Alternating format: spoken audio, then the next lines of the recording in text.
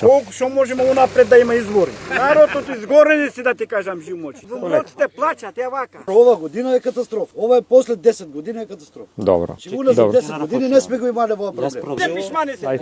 А ние ќе направиме Живмочак власт што ќе служи на граѓаните пак, да знаеш. Знаевме дека ќе дојдете. Со градоначалник претходниот што беше. Како обични луѓе, не идеше не прашуваше како сте, задоволни ли сте. Го повика министерот за земјоделие, помогна. А чекај, сте го барали ли министерот сега за земјоделство? Не го ни знаеме кој е. Мора да им помогнеме на земјоделците. Извини, само малку. У наше време. Авансните субвенции, 100% зелена нафта. Зголемување на субвенциите. 100 денари тутун од која бил? Никогаш. Ние го дававме. Сега го намалија на 80. Со грозјето, еден денар ушеден, 3 денари плюс беше во споредба со сега. Сме го правеле порано. Парите се изгубија од ИПАРДот. И фатија како го крадат во Мировци. Европа рече нема веќе пристап. Многу веројатно ако не ги намалат акцизите, ќе порасне нафтата. И тоа веќе другата недела. Значи сериозна криза ќе дојде. Значи ако имаш 3 декара, нема да имаш ни право веќе да земеш субвенција. Луѓето мора да знаат со какви проблеми се соочувате вие. Кажејте си. Сакам да се снима. Даеме предлог еден во собранието. За тоа што е сега во сезоната, конкретно за зелката. Да ми кажете точно податоци. Вода, работна рака, ѓубриво се.